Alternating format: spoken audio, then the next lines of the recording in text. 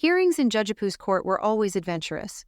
You never knew when steam would start pouring out of the judicial ears, which is why I planted my fictional tropical garden in his courtroom. I also had fictional asbestos ear protectors and a 60-ounce bottle of Bactine just in case Judgipoo's tirades were too much for mere imaginary fireproofing. A normal divorce between two average members of our small community could result in a full-fledged lecture from his honor.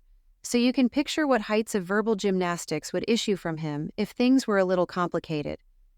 Examples of this state of high dudgeon were his reaction to attorneys and clients who could not reach agreements on child custody, debts, or property. One day, I found out that Judgipoo was even less sanguine when the minutiae of a couple's marital relationship had to be translated to Spanish and back into English. Judgipoo is incredibly grumpy today. I am sitting in his courtroom waiting for him and opposing counsel to set some kind of date in another case. Earlier, he interrupted this hearing to deal with something else. He started our particular little diversion a half-hour late. My guess would be that he overscheduled himself. It's enough to make anyone cranky. Really, Radar, it is. The case I am here on right now is a divorce.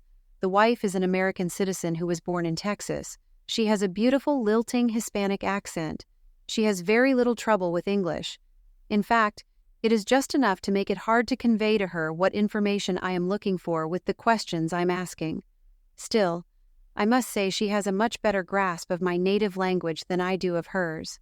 I have also called opposing counsel's client. He speaks English but gets suspiciously puddin'-headed when he is asked questions he doesn't want to answer.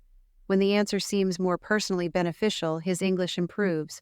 Where previously he sounded like, say, Speedy Gonzales, his second presentation sounded more like Carlo Montalban. He had engaged in a series of financial transactions that may have elicited respect, and possibly even a head scratch from Bill Gates. No, I mean Mr. Gates would be scratching his own head, not Mr. Montalban's. I mean, it wasn't Mr. Montalban's head that received the unwelcome contact of having a billionaire businessman giving it a friendly caress with his fingernails. Try saying that in Spanish. Now, where the hell was I? Oh yeah, Judgipoo's courtroom. Be back.